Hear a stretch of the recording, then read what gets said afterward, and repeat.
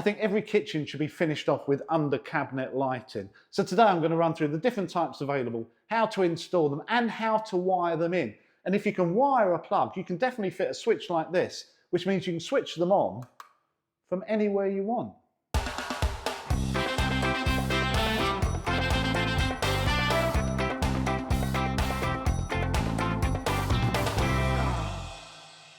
Under cabinet lights, I think, are one of the most important finishing touches to any kitchen.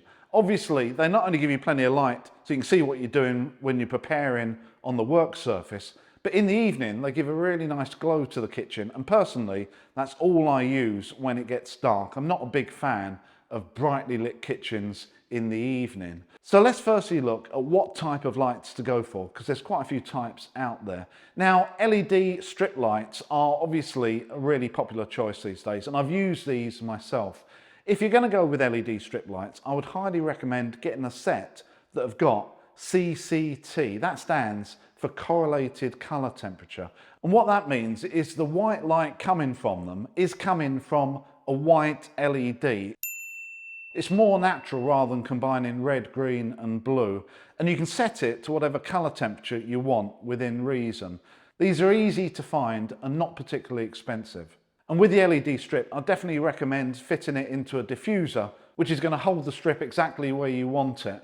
And lastly, you're going to need an LED driver to make the whole thing work, either a simple on-off type or a smart type that you can control with your phone or Alexa or Google. Personally, I'm not really interested in turning my under cabinet lights on from the other side of the world, only my kitchen. So I don't think I need a smart setup for this. And also the LEDs, I'm not really interested in having red, green or blue or some sort of disco setup. All I want is the right color temperature white. So I'm not going to go with LED strips today. What I'm going to be using is these LED under cabinet lights that have been designed specifically for this reason. Now there's lots of different types of these around.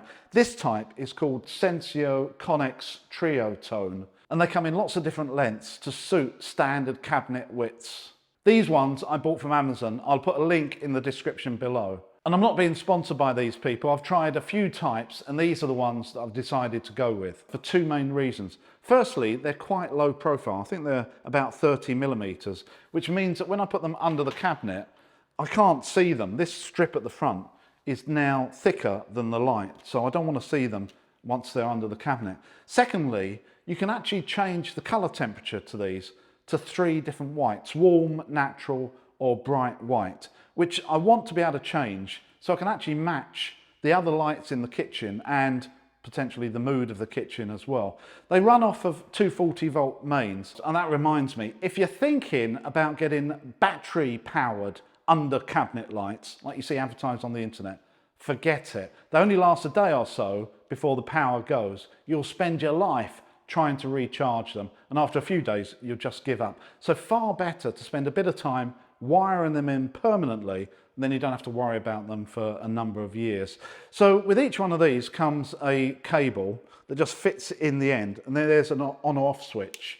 Now, as I said earlier, the reason that I like these is that they emit 3 different color whites, and it's really easy to change them. That's the bright white.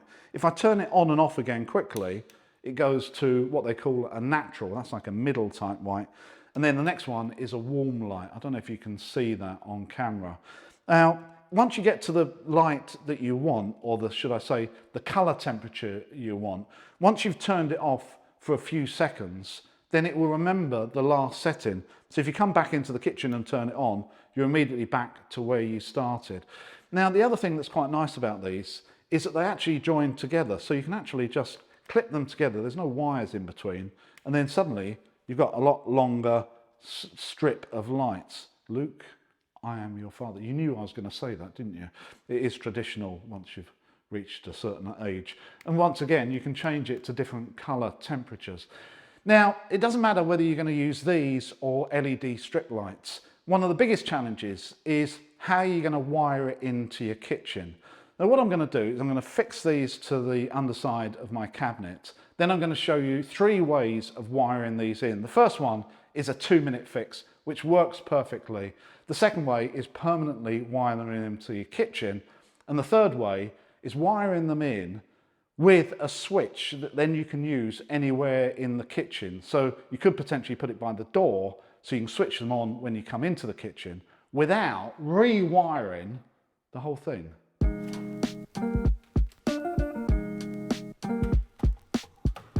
I want to fit the lights near the front of the underside of the cabinet here to get as much light on the front of the work surface as possible. So I used something convenient around 50-60 millimeters or a couple of inches to mark the center of the fixing, so they're all in one straight line. Here I'm using a Canon LP E6N camera battery, which I've got to hand, but probably you haven't, but that's not really important. What's important is that it's easier to use a block or a spacer when you're working upside down like this, rather than a tape measure.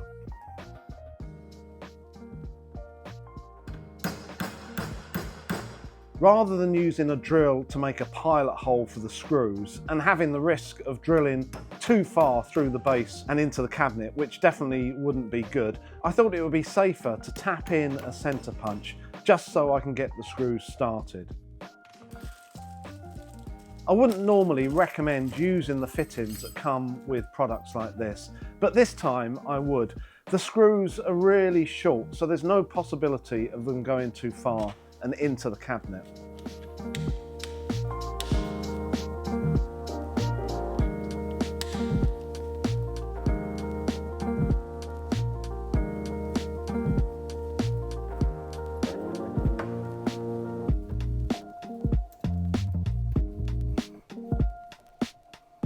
With the clips in place, it's easy to clip the lights in place and pop in the power cable.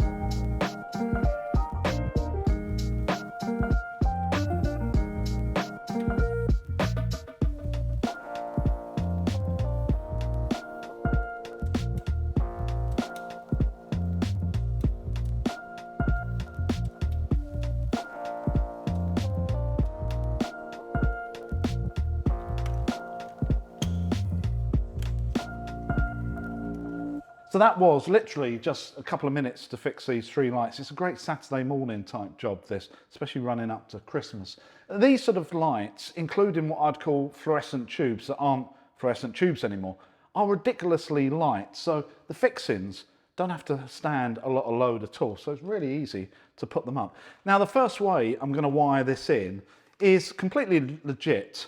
And it's the easiest way, but maybe not the neatest. And all I'm going to do is plug that into there, put a plug on the other end of this, and then put it into something that nearly every kitchen has got, and that is lots of sockets underneath the cabinets. As I say, it's not the prettiest, but definitely the easiest. This is an excellent solution if, say, you're renting a property and you're not allowed to make any permanent changes, or if you just don't have a suitable electricity supply at hand that you can permanently wire into. If you have the skills to fit a plug, then you can use this solution. And if you want to know the best way of fitting a plug, then go and see my DIY basics video where I'll show you the proper way of wiring in a 13 amp plug. I don't know how many times I've fitted a plug over the years, so it doesn't take me too long before everything is in and tight and I can check that it works. And if you're going to do it this way, don't just leave the wire dangling. It looks a little bit rubbish. Get yourself a short length of self-adhesive mini trunking just to finish things off in a more professional way.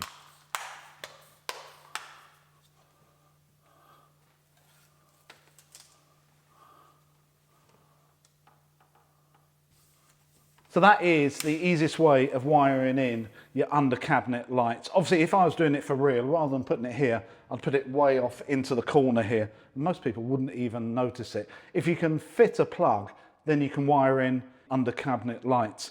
Now, there's obviously a couple of drawbacks. First of all, you can see the wiring, although putting a bit of trunking up like this isn't particularly obtrusive. And it also takes away a power point from your work surface as well. So really a better way, if you've got the capability and you've got the power source, the better way of doing this is just wiring it in permanently. I'm lucky that I've got a supply at the top of my cabinets on both sides here that comes from a fuse spur, but yours may well be different. This is definitely something you need to think about when you're installing a kitchen, or definitely before you've done all your tiling and completed the finishes. Obviously, if you're going to tie into a power source around your kitchen, make sure you conform to Part P of the building regulations, which is now different in England, Scotland and Wales. If you're in Scotland or Wales, a kitchen is still classed as a special location, which means all the work in it is notifiable and has to be done by a qualified electrician. And if you need a new circuit put in to power your lights, wherever you are in the UK, you'll need to give it to an electrician. So check the regulations in your area before you start. So with that connected and the power back on, obviously everything's nicely installed. Now, that is a lot better, I think, than putting it in the socket. Although, as I said, putting it in the socket actually works absolutely fine.